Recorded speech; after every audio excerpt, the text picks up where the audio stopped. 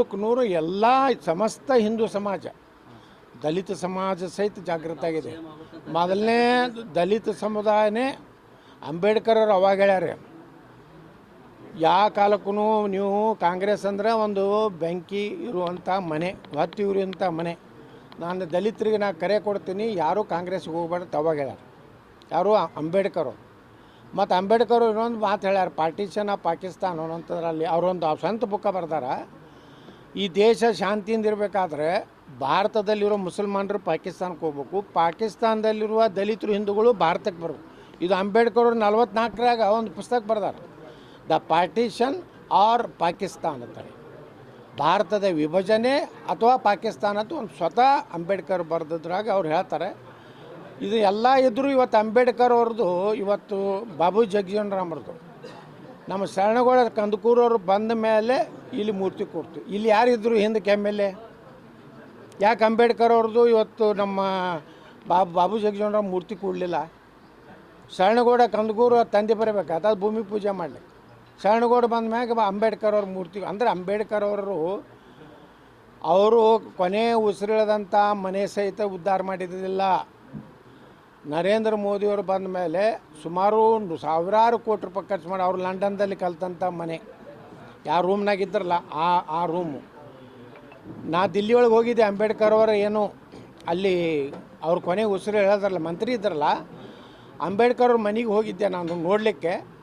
ಇವತ್ತು ನರೇಂದ್ರ ಮೋದಿಯವರು ಇಡೀ ಅಂಬೇಡ್ಕರ್ ಅವರ ಹುಟ್ಟಿನಿಂದ ಅಂತ್ಯದವರೆಗೆ ಎಲ್ಲ ನಮ್ಗೆ ಅಲ್ಲಿ ಚಿತ್ರಗಳು, ಅವರ ಜೀವನ, ಅದಕ್ಕೆ ಹೋರಾಟ ಮಾಡಿದ್ರು, ನದಿ ನೀರಿನ ಸಲುವಾಗಿ ಹೋರಾಟ ಮಾಡಿದ್ರು, ಅಸ್ಪೃಶ್ಯರಿಗೆ ನೀರು ತೊಗೊಳಕ್ಕೆ ಇದು ಇರಲಿಲ್ಲ. ಅಂದ್ರೆ ಅಂಬೇಡ್ಕರ್ ಬಗ್ಗೆ ನಿಜವಾಗಿ ಕಳ್ಕಳಿದ್ದಂಥವ್ರು ನರೇಂದ್ರ ಮೋದಿ, ವಾಜಪೇಯಿ ಅವ್ರು ಅಂಥವ್ರೆ.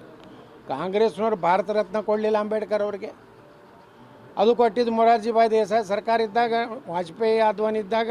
ಅಂಬೇಡ್ಕರ್ ಅವ್ರಿಗೆ ಪಾರ್ಲಿಮೆಂಟ್ನಲ್ಲಿ ಅಂಬೇಡ್ಕರ್ ಫೋಟೋ ಇರಲಿಲ್ಲ.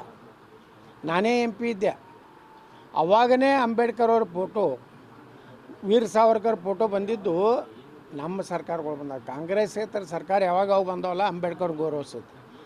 ಮುಂದೆ ಭಾರತ ರತ್ನ ಕೊಟ್ಟವರು ಅಂತ್ಯಕ್ರಿಯೆಗೆ ಒಂದು 100 ಫೀಟ್ ಜಾಗ ಕೊಡಲಿಲ್ಲ ಅಂಬೇಡ್ಕರ್ ಅವ್ರಿಗೆ.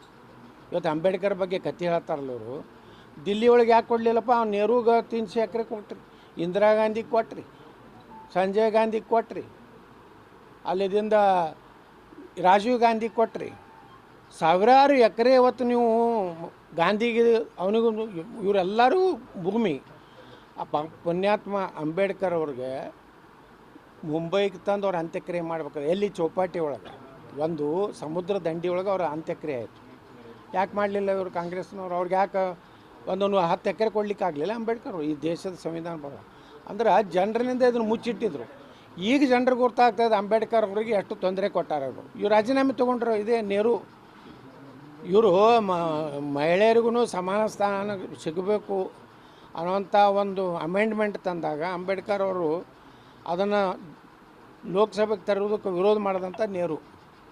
ಕಾಶ್ಮೀರ 370 ಕೊಡೋದ್ರಾಗ ನಮ್ಮ ಅಂಬೇಡ್ಕರ್ ಅವರು ವಿರೋಧ ಮಾಡಿದ್ರು.